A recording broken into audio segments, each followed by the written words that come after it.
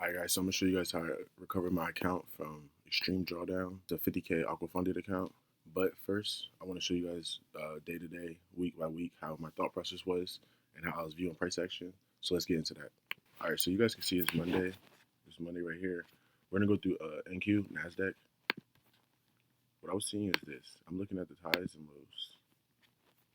You can see this is the pre-session highs and lows. Price is this. It broke this low. It reacted to this high at the 9:30 open. This is 9:30 open. Price hit this high, drop down, price pull back. This is perfect price action. We have a breakout, a 5-minute breakout, and we have a breakout of a session low. We have a zone right here. Price never pulled back. You might say, why didn't you take this? If you took this trade right here, you would have got stopped out. You see all this right here? You would have got stopped out. Even if you took this candle, price would have went right above, stopped you out, because it is not a good trade. Price, we wanted this break, retest. If we wanted a second retest, I'm gonna show you guys that in my actual trade that I took this week. I actually took a second retest, but it's an actual valid setup. Why? Because it broke these lows. Price never broke these lows right here. So if you're looking for another like a break and retest, there's no break and retest. So we move on from that. Tuesday, you can see that we have this high right here. We have these lows right here. When price came into the session, I see that trend line reacted off this high. Price came back, reacted off this. You could have probably took a trade right here. I don't trade like that. You know what I'm saying, whatever you want to do. I'm just showing you guys this so you guys can get value from it and take what you see. And when I say take what you see, I mean like some things I might do, you might not want to do, but you might want to trade off the trend line. This is a 5-minute trend line, and it's you can see that price broke out the session low. Price pulled back to the trend line, coming back into the session. You know, price might give us a little push outside the session low, and you could either scalp it to this low right here, or you can hold it for like a 2-to-1, however your risk management is, and however you want to go about it. Personally, I would say there's 2 ways to go. You can hold it for a 1-to-1 or to the 5-minute lows. Since we are trading the 5-minute chart, you enter and exit on the same chart, or you can go for the 2-to-1 fixed risk reward system. What I see though is I was waiting for a pullback because I did get that breakout, and you can see prices this consolidation around this zone. Price never gave us a pullback, but price ended up breaking. You see how this zone right here touch. When price touched right here, it broke through and it pulled back. This is the pullback that you want. Price came down, hit this level, and you could have took. You see this Ingolf trap. Price went below this candle. Price went below this candle and it went above it. That's the Ingolf trap. That's your setup. Simple as that. Take that setup. You either hold it for 5-minute highs, like we talked about before, because you can see this high lined up with this high, and this is how price action works. It always line up with some type of resistance on the left side. Just look to the left, and if you do this, you can see this is a resistance. You see this little candle right here? That's a micro candle. That's still some type of support resistance that price can come back and fill, or a key area, not support resistance, a key area like a supply and demand or order block, whatever you want to call it. I personally trade supply and demand, so that's that. Take this trade. Reason why I didn't take this trade is because it's out of session, and I only trade from 9:30 to 11:30, 12ish. But you could have took it. So for your take profits, it would be the 5-minute high or a 2-to-1. If you held for the 2-to-1, you would have got your price, your money. I will say though, yeah, you would have got your money right here. But if you would have did like a 250 point, you probably would have got broke even, because you want to break even 1-to-1. That's how I would do it. If you want to hold for it, you can hold for the 2-to-1, no matter if the price pulls back. But right here, I see the price is the 2-to-1. Once the price hits this 1-to-1, we want to hold for the 2-to-1, but we want to move our stop loss to break even. This would probably give us a break even trade, and that's that. You know what I'm saying? Move on. It is what it is, depending on how you handle your risk management. So Wednesday, so these 2 days, I got no trades. Price never pulled back. Price pulled back here, but it ended up breaking the level. And I could also show you guys something too, a quick trick. Like I said, price will always react or always mimic the left side price action. So you can see price right here. This is the level we're waiting for. What a coincidence, price came up and ended up making creating a zone right at the same level on this side, but then breaking and retesting and then flipping positions. That's sauce right there. Got to take that. That is very valuable. And you'll see that on any time frame. 1 hour, daily, 4 hour, any time frame. So we're at Wednesday. I see this trend line once again. Just marking our trend lines, keeping it simple. We see our session lows, session highs. Price never touched a session high. It immediately came 930. Price broke, pulled back. When price pulled back, once again, you can play these levels. Price pulled back to a session low and a pullback to a trend line on the 5 minute. This is the entry. You see this candle right here? This black candle right here?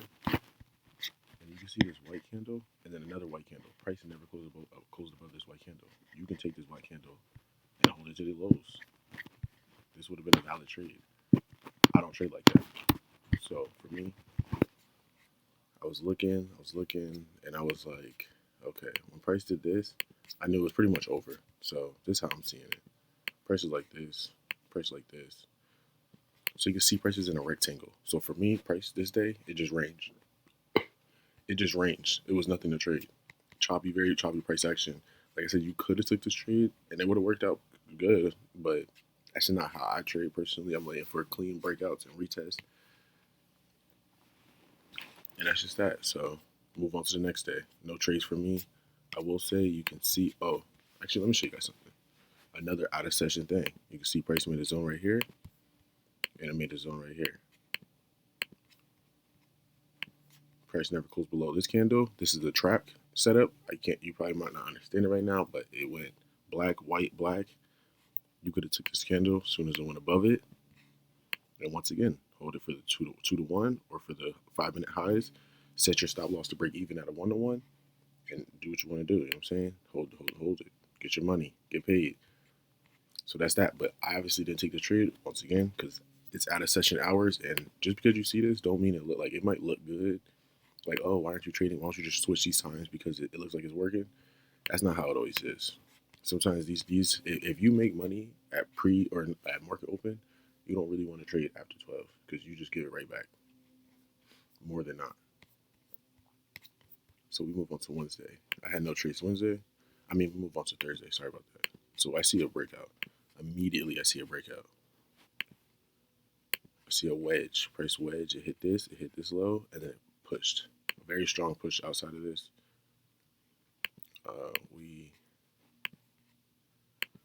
And I can see price was ranging around this session low. You see this session low? Price was ranging around that session low,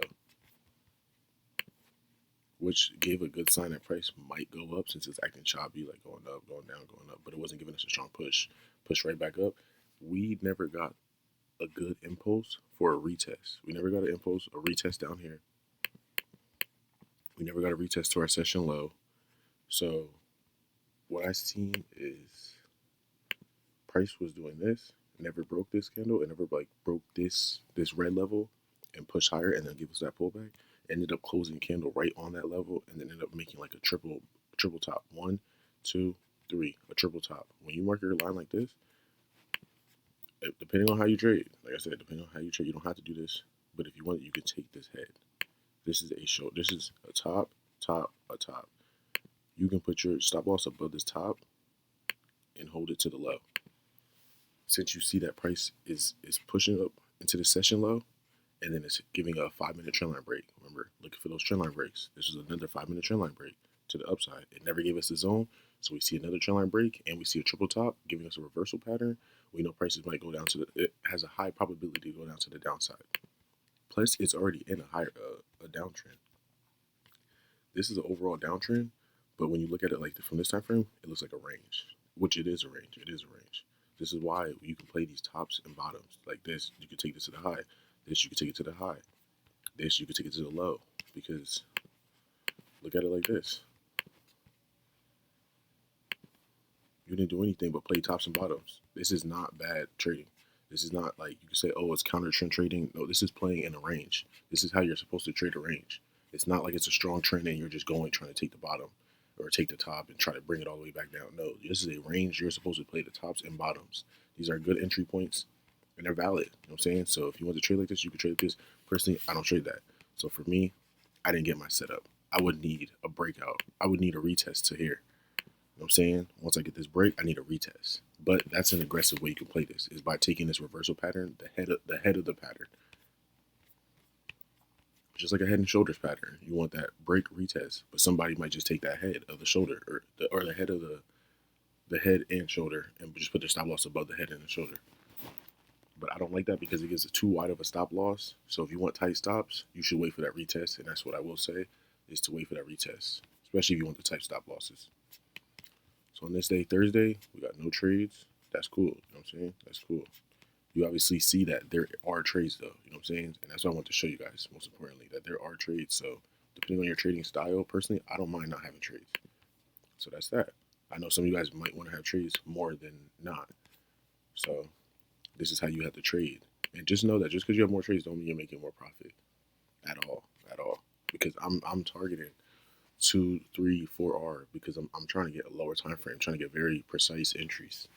So talking about that, this is Friday. Friday was the day that I was thinking maybe I shouldn't trade. Maybe a lot of Fridays for me just been bad. So this is Friday. You can see price has a session high, session low. Price, this is 9:30 open. Price broke out of the session low. I personally don't see no trend lines that could be placed anywhere. I could say right here, maybe. Yeah, right here. You can see a touch, I guess, right here, a touch right here. That's 2 connections, 3 connections, 4 connections right here. That's even more confirmation. And you don't really need that trend line right here, but this gives you a lot of confirmation. So basically what I'm going to say is, what I'm looking at is price. This is the supply zone. This is 8:30 news. This candle made this big thing. I mean, news release, created this big candle, which then was a supply zone, which then made it an invalid zone. Price never broke out of the zone. So we were like, I was thinking, okay, what am I going to do? I ended up drawing my box and I just left it. I let it sit. I came back. I seen price was right here. Price was up here. I'm like, okay, it's pretty much stuck in that range, just like I was showing you guys before. You can see right here, price is in this range. It just broke out at this, but this is right around my session time where I'm done trading. You know what I'm saying? So, same for this. Price came, stayed in this range. Never give us this break of a new level to create a new low for us to then play those highs and lows at the swing. Basically, play the swing highs and lows. So when price goes up, goes down, goes up, goes down, we want to play these swing highs and swing lows. So back to Friday. We're in a range. I see that 10:30 comes in. I don't know if we had news or not, but I see this push. This push came. I see, okay, this is perfect. Clean price action, exactly what I needed. We see a triangle break right here. We see session highs and lows, multiple confirmations. Price been banging. Hitting this level, it range right here. It broke right here. It hit again, giving us but it never closed above this right here, and it never closed above this high. It smacked into the session high, which is a good sign. That the fact that it smacked in session high, price might reverse. Hit the session high, and we got a reversal pattern off this level. You could pretty much say this is a shoulder, this is a head, and this is another shoulder that I could create it, and it's a head and shoulders. You could look at it from so many perspectives. Like I said, you can't use patterns as a way to, as like a system. You have to use patterns as confirmation of part of your entry and exit system. And with that, I see that session break. You know what I'm saying? You see the session break right here? That session break, very strong. So what I'm doing is, I'm looking for a candle right at the zone. Price pulls back. I see a candle. Price never went below this candle. It went below this candle though. What am I doing? I'm dropping down to a lower time frame. As soon as I see price below the candle, drop down to a lower time frame. I'm looking for a zone here. I see this candle right here. This is the opposite direction candle. This is a zone. This is what I'm taking. Hold up. I had a 250 pips. So I'll target these lows. And I just watched price action. You know what I'm saying? I seen price was doing this. So this is how I watched it. This is how I was analyzing on the lower time frame. I seen price create this big candle that engulfed every other candle in the zone. And I did this.